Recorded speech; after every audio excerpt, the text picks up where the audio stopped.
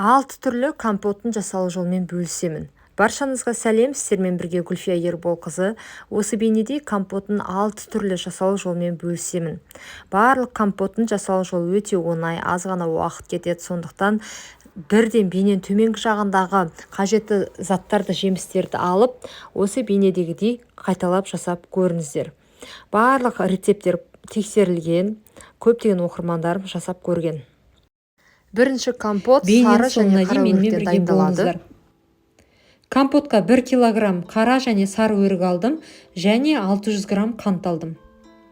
Сонымен қатар осыны 2 литрлік 3 банкіге компотты жабамын. Банкілер жуылған, таза болу қажет. Ең бірінші стерилизациядан өткізем. Ол үшін қайнап тұрған шәугімдегі суға осылай банкілерді қойып қоям 3 минуттан. Содан кейін қақпақтарында 3 минут қайнатып алам. Міне стерилизациядан өтті, барлық банкілер өте ыстық. 3 минуттан парға қойып алдым. Содан кейін аударып, жаңағы біздің өріктерді саламыз.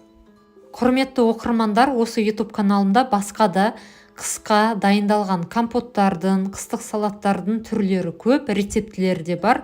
Каналыма тіркеліп, барлығын қарап, дайындап шықсаңыздар болады. Барлық рецептілер тексерілген, бірнеше жыл жасалған, сондықтан қорықпай дайындай беріңіздер. Міне банкілерге өріктерді салдым. Содан кейін қайнап тұрған суды құямын. Қайнап тұрған суды барлық банкіге құйып, қақпағын жауып қоясыздар. Осы қайнаған су 20 минут тұруы қажет. Банкілерді стерилизациядан өткізудің түрлері көп. Мысалы, банкінің түбіне аз ғана су құйып, микроволновкаға 3 минутқа салуға болады. Сонымен қатар духовкаға да 3 минутқа қойсаңыздар болады. Егер жер үйде тұрсаңыздар, күннің астына да банкілерді қойып қояды мен анам. Сондықтан мен енді парда жаңағы судың үстінде 3 минуттан банкілерді стерилизовать еттім. Міне 20 минут тұрады, осылай қайнаған сумен өріктер бірге. Содан кейін 20 минуттан кейін мен осы суды кастрюльге қайтадан құйып аламын. Міне 20 минут тұрды. Арнайы қақпақ болса, банкіге сол қақпақты қойып ағызсаңыздар болады суды. Менде қақпақ болмай қалды. Барлық суды кастрюльге құйып аласыздар. 20 минутта аздап суиды, қайнаған су. Содан кейін осы кастрюльдегі қайнаған суға қантты саласыздар. Мен 600 грамм қант салдым, яғни 2 литрлік банкіге 200 граммнан айналады. Бірақ қантты аз немесе көп салуға болады. Егер көп салсаңыздар, кейін банкіні ашқаннан кейін тағы да су қосып компотты ішуге болады. Өз қалауларыңыз бойынша қантты салуға болады. Міне қант пен су жақсылап қайнағаннан кейін отты өшіріп, банкіге осы қайнаған суды құямыз. Қайнап тұрған қалпында бірден құйғандарыңыз дұрыс болады. Негізі мен осы компотты жыл сайын дайындаймын, кейде 2 жылға дейін, көп дайындаған кезде тұрады, атылмайды. Сондықтан ең бастысы банкіні, қақпақты барлығын стерилизациядан өткізіп жақсылап жуу қажет. Компот дайын, енді банкінің қақпағын жабамыз. Менде осындай закрывашка, егер сіздерде басқа закрывашка болса, әрине өздеріңіз жаба бересіздер. Мен сіздерге қысқа нұсқа процесті көрсетіп жатырмын. Қақпағын жапқаннан кейін бірден тексеріп алыңыздар банкіні, яғни су аға ма, ақпай ма. Осылай жатқызып тексеріп алсаңыздар болады. Міне менде жақсылап тұрып жабылды, ешқандай су аққан жоқ.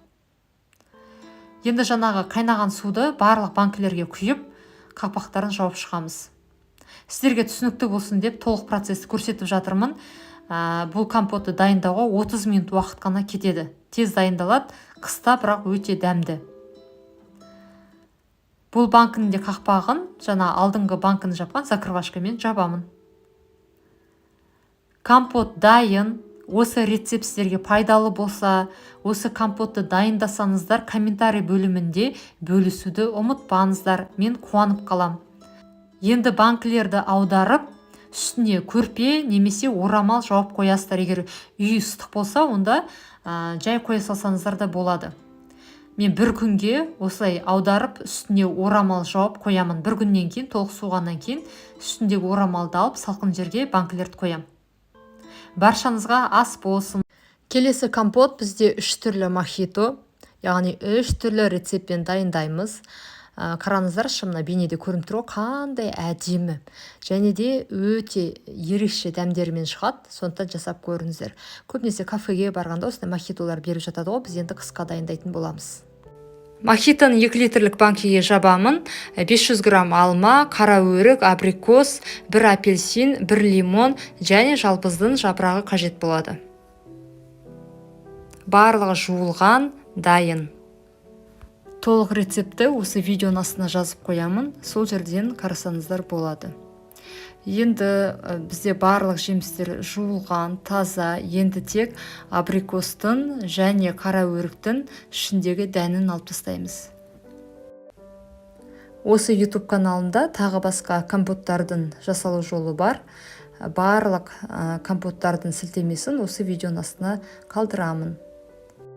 Абрикос дайын, енді қара өріктің дәнін аламыз.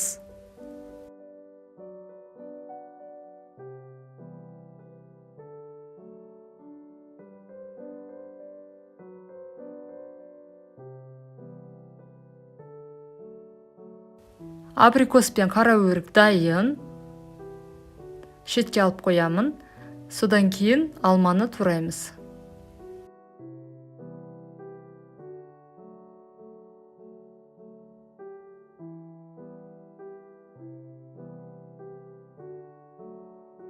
Дайын туралған алманы шетке алып қоямыз. Содан кейін лимонды және апельсинді турайтын боламыз. Лимон мен апельсинді мен сода қосылған суға жақсылап жуып алдым. Себебі алма, апельсин сыртта түрлі жерде тұрады, сондықтан жақсылап жуғандарыңыз дұрыс. Және лимонның, апельсиннің дәндерін алып тастаңыздар міндетті түрде. Дәнсіз болу керек.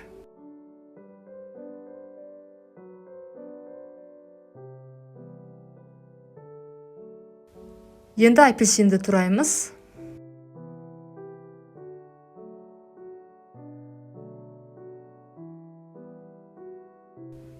Апельсиннің де дәнін алып тастайсыздар.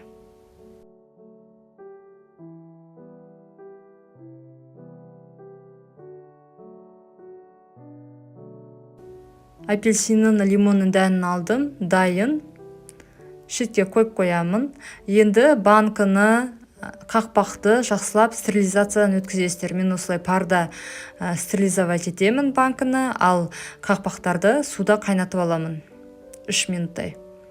Стерилизациядан өткен банкіге қара өрікті саламын.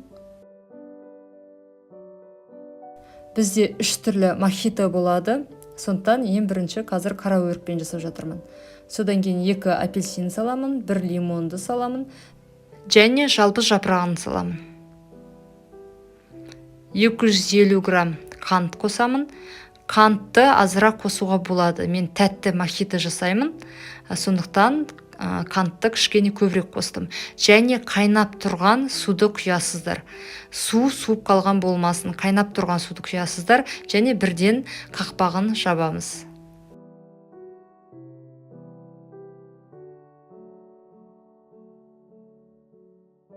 Қара өріктен дайындалатын мохито дайын, және қақпағын жапқаннан кейін міндетті түрде видеода көрсетілгендей банкыны айналдырасыздар. Яғни банкының ішіндегі қант еруі керек.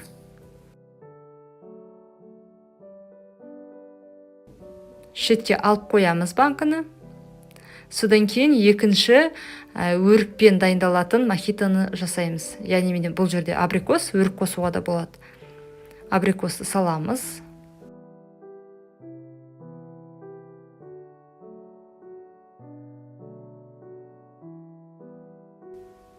Содан кейін 2 апельсин, 2 лимон және жалбыздың жапырағын саламыз.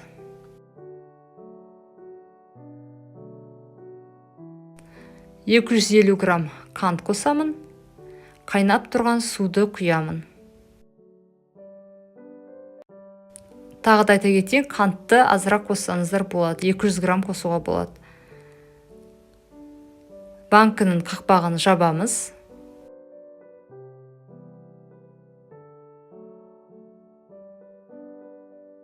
Қақпағы толығымен жабылды. Қант еруі үшін банкіні ары-бері айналдырамыз, яғни видеода көрсетілгендей. Бірден қоя салмаңыздар. Абрикостан дайындалатын мохито дайын. Енді үшінші алмалы мохитоны дайындаймыз. Ол үшін стерилизациядан өткен банкіге алманы саламыз. Содан кейін 2 апельсин және 2 лимон саламыз. Жалбыздың жапырағын саламыз. 250 грамм қант саламын. Және қайнап тұрған суды құямын. Су суып қалмасын, қайнап тұрған күйінде суды құясыздар. Банкінің қақпағын жабамын. Қақпағы жабылды. Содан кейін қант еру үшін айналдырамыз, банкіні видеода көрсетілгендей. Қолдарыңызды абайлаңыздар, банкі өте ыстық болады.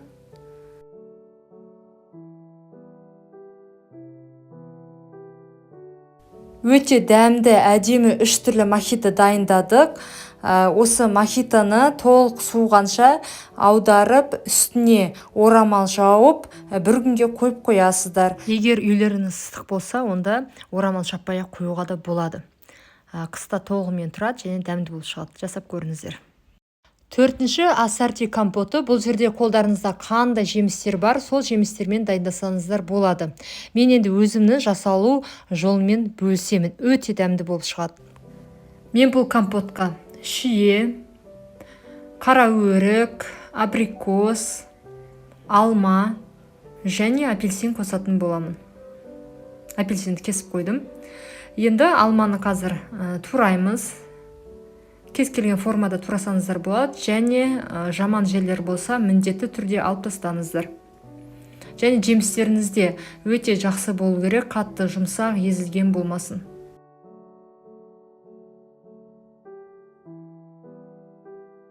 Осы YouTube каналымда тағы да басқа компоттардың жасалу жолы бар. Барлық видеолардың сілтемелерін осы видеоның астына жазып қоям, сол жерден кіріп көрсеңіздер болады. Алма дайын.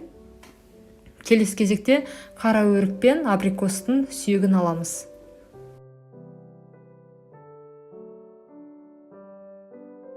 Қара өрік пен абрикоста өте жақсы болсын, қатты езіліп кеткен болмасын. Сол кезде компоттарыңыз ұзақ уақыт тұрады және дәмді болып шығады. Жаңағы ішіндегі компоттың ішіндегі жемістердің өзі біркелкі болып тұрады.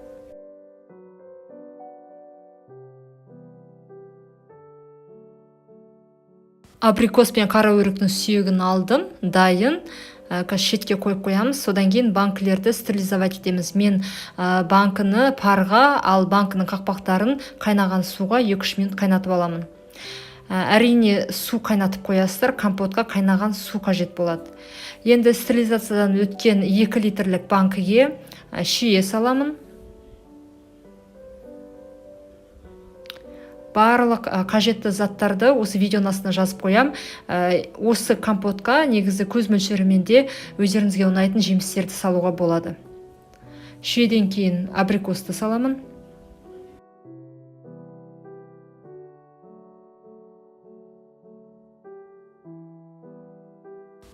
Содан кейін қара өрікті саламыз. Туралған алманы саламыз. Апельсин саламыз. Апельсинді бір-бірден саламын. Содан кейін өз қалауларыңыз бойынша жалбыздың жапырағын салсаңыздар болады. Мен салдым, маған өте ұнайды. Жалбыздың өзі де, дәмі де, иісі де ұнайды. Қайнап тұрған суды құямыз банкілерге. Жемістердің үстіне құямыз. Суларыңыз суып қалған болмасын, қайнап тұрған күйінде құясыздар.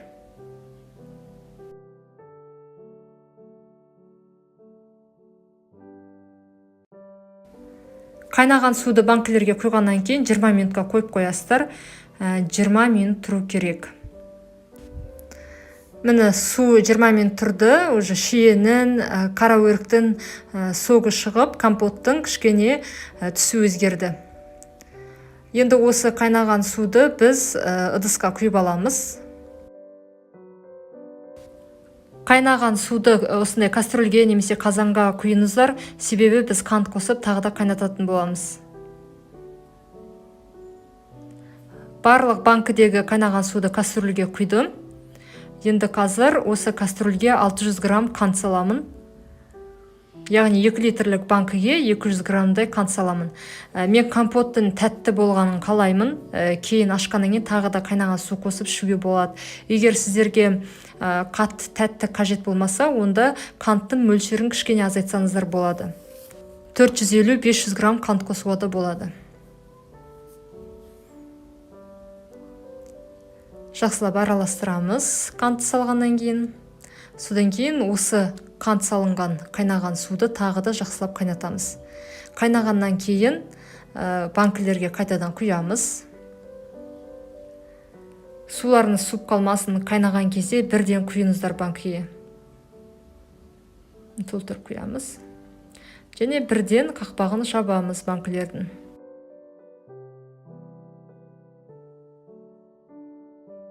Компоттың түсі де өзгерді, өте әдем болып шықты. Қайнаған суды құйып шығамыз барлық банкіге. Қараңыздаршы, қандай әдем болып шықты. Жемістер де әдем болып шықты. Компоттың өзі әдемімен қатар өте пайдалы және дәмді болып шығады компот. Менде осындай компоттар 2 жылға дейін тұра береді, шыны керек. Сондықтан жақсылап, ең бастысы банкіні, қақпақтарды жақсылап содамен жуып, стерилизациядан өткізіп, содан кейін қайнап тұрған су құйсаңыздар, ұзаққа тұра береді банкілеріңіз. Міне компот дайын. Барлығының қақпағын жаптым. Банкілердің қақпағын жапқаннан кейін міндетті түрде тексеріңіздер. Су ақпауы керек, жақсы жабылу керек. Осы видеода компотты менімен бірге дайындасаңыздар, видеоның астында комментарийға жазуды ұмытпаңыздар, және каналыма тіркеліп алыңыздар, жаңа рецепттер көп жүктелетін болады. Енді осы дайын компотты, яғни банкілерді аударып, үстіне орамал немесе көрпе жауып, толық суығанша 1 күнге қойып қоясыздар. Ең соңғы рецепт шиеден дайындалатын компот, яғни кім шиені жақсы көреді, міндетті түрде жасап көріңіздер. Ең бірінші банкаларды жақсылап жуып, мен содамен жуам, содан кейін стерилизовать етемін. Яғни осындай шәугімге суды қайнатып, үстіне 2-3 минутқа банкілерді қоямын. Және сол суға банкілерді стерилизовать етіп болғаннан кейін крышкаларды да 2-3 минут қайнатып аламын. Банкалар мен крышкаларды жақсылап стерилизовать етсеңіздер, ол сіздерде қыста атылмайды. Барлық банкілер стерилизациядан өтті. Артық банкілерді алып тастаймын және шиені банкіге салуды бастаймын. Яғни мен шиені жақсылап жудым. Бұзылған, езілген шиелерді алып тастадым. Тек жақсыларын қалдырдым.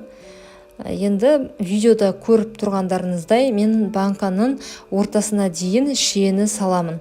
Маған компотта шиенің көп болғанын айт, сондықтан сіздер кішкене азырақ салсаңыздар да болады.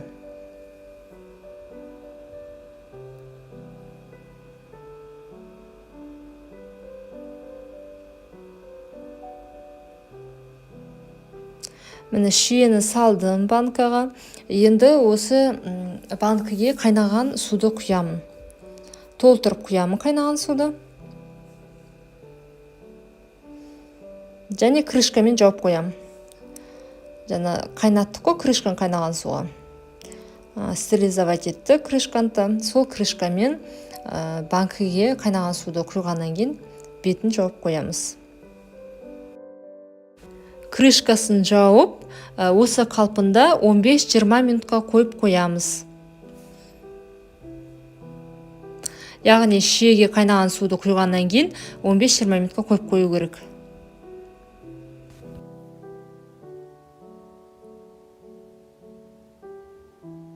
Менде 20 минут тұрды, қайнаған суды құйдым. шиенің үстіне. Енді 20 минуттан кейін қайтадан кастрюльге осы қайнаған суды құямын.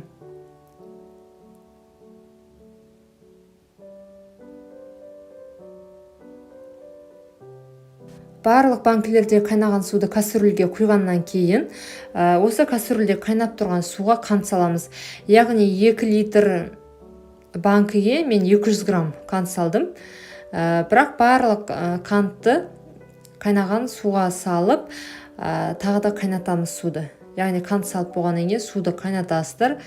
Су қайнағаннан кейін осы сиропты, яғни қант қосылғаннан кейін суға сироп болады, сол сиропты осы банкілерге құямыз қайтадан.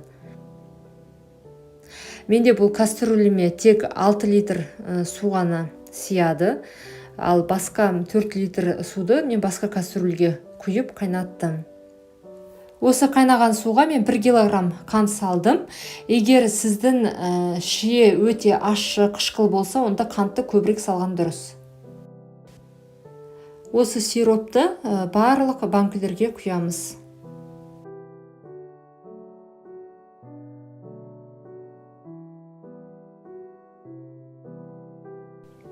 Және банкілердің крышкаларын жабамыз. Мен осындай закрывашқа қолданамын. Маған ыңғайлы және жақсы жабады.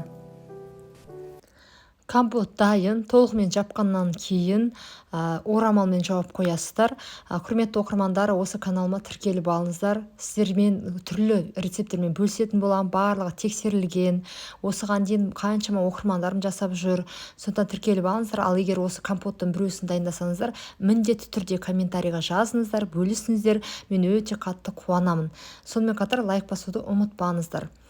Баршаңызға осы бейне пайдалы болды деп ойлаймын. Менімен бірге болғандарыңызға көп рахмет.